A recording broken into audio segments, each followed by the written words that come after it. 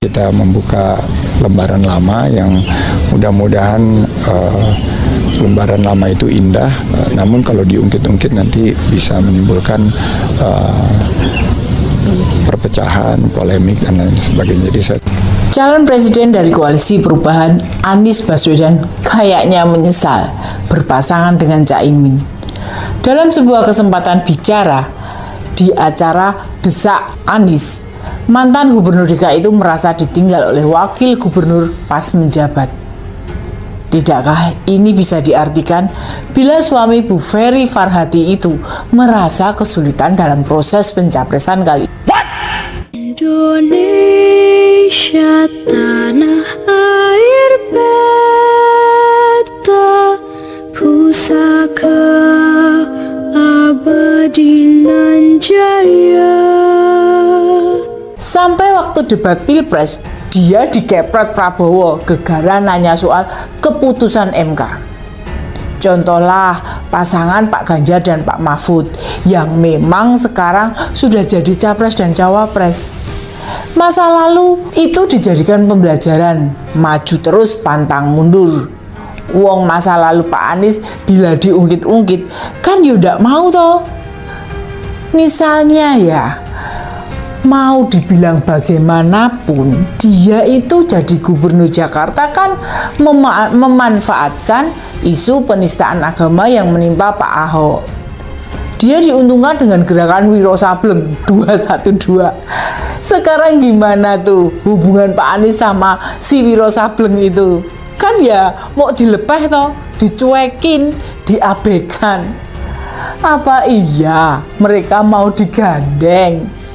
Sekarang waktunya kampanye, kenapa nggak ajak Pak Rizik untuk kampanye lagi? Dulu 2016 Pak Rizik itu banyak membantu loh, memberi suara besar. Kok sekarang nggak diajak? Ada apa ini? Takut ya ditinggal atau tidak dipilih sama konstituennya PKB? Pas istri Pak Rizik wafat, kenapa nggak melayat ke sana? Pas menikahkan anak, Pak Anies dan Caimin berkunjung serta jadi saksi pernikahan anaknya Pak Rizik. Giliran istrinya wafat, mengapa malah nyuruh istri yang melayat? Soalnya kan dia tahu jika ikut takziah bakal merugikan dirinya sendiri. Ngapain sih sok-sokan nyolek Pak Sandi segala? Kalau Pak Sandi ninggalin dia, udah ketebak sebenarnya. Apa maksudnya Pak Anies bilang ditinggal Pak Sandi?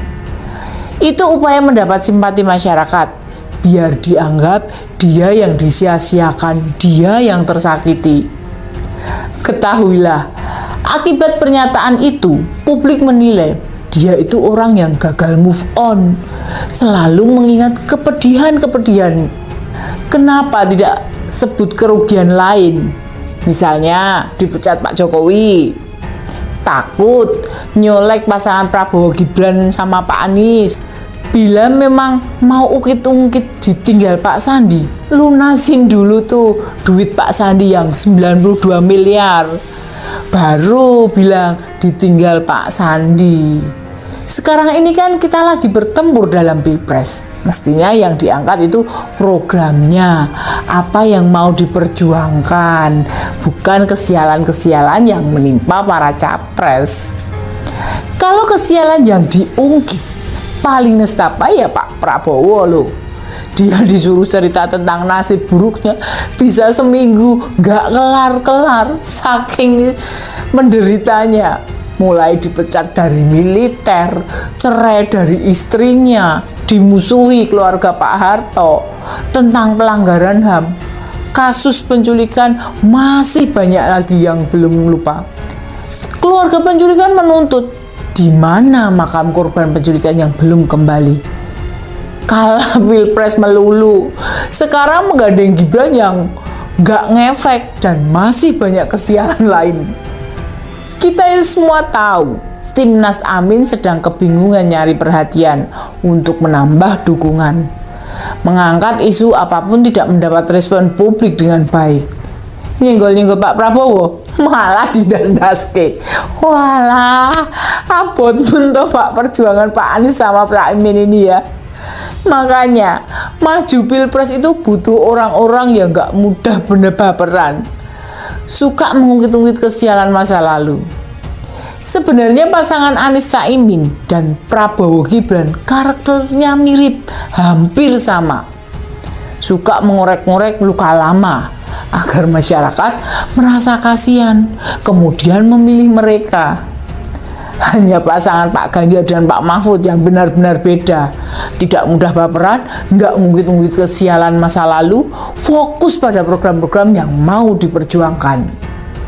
Bila kita mau jeli, suara Pak Anies merasa ditinggalkan Pak Sandi ini sebenarnya berkaitan dengan logistik. Mau bagaimanapun, Pak Sandi ini kan orang kaya, ya toh, bukan sembarangan. Begitu maju ikut kontestasi, dia nggak mau nanggung-nanggung gitu. Semua potensi yang dimiliki langsung dikerahkan. Lah, duit 92 miliar aja dikasihkan kok ke Pak Anies buat memenangkan Pilgub DKI. Begitu menang, baru 2 tahun jadi wakil gubernur, ditinggal aja itu jabatan. Sementara di Pilpres, belum tentu menangnya Pak Sandi, dan beneran dia kalah Pilpres, yang otomatis tidak bisa kembali jadi wakil gubernur. Apa Pak Sandi merasa ditipu Pak Prabowo? Apa pemilik Sari Toga itu merasa dibohongi tim sukses? Menparekraf Sandiaga Uno menanggapi Capres nomor urut 1 Anies Baswedan yang bercerita mengungkit merasa ditinggalkan saat jabat gubernur DKI Jakarta. Ia pun meminta agar Anies tidak mengungkit masa lalu untuk menghindari perpecahan. Atau ngungkit-ngungkit tentang kekalahannya? Ya enggak. Yang sudah kelewat ya sudah. Duit puluhan miliar ya enggak ditagih lagi. Itu namanya konsekuensi berpolitik. Pak Anies merasa berpasangan sama Caimin serba susah kali ya. Kan Caimin ini bukan pengusaha, jadi pergerakannya susah. Berharap dari Pak Paloh, mungkin tidak sejor-joran dulu ketika menteri-menteri Nasdem belum tersangkut hukum.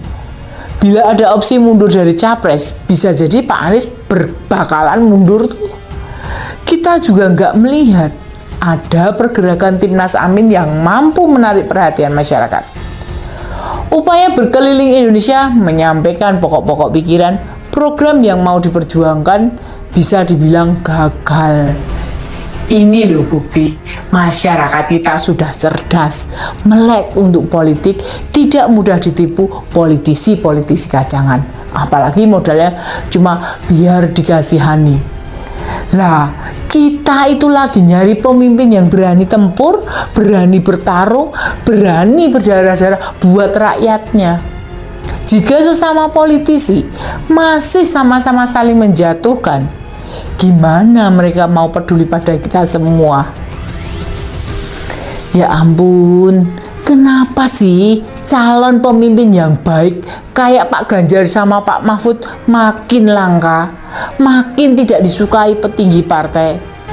Makanya sudah ditawarkan pada kita, adanya yang terlalu tua, jalan saja susah, masih suka memaki orang. Atau yang belum matang, baperan, serta tidak punya etika. Atau ada yang hanya pandai olah kata, ngomong doang pinter, ngejalani tugasnya malah belas tidak bisa. Ya hanya Pak Ganjar serta Pak Mahfud yang bisa diandalkan. Kembali ke hati nurani teman-teman. Memilih itu jauhkan dari rasa suka dan tidak suka, melainkan melihat secara menyeluruh siapa yang punya komitmen dan integritas memperjuangkan kebutuhan rakyat dan bangsa.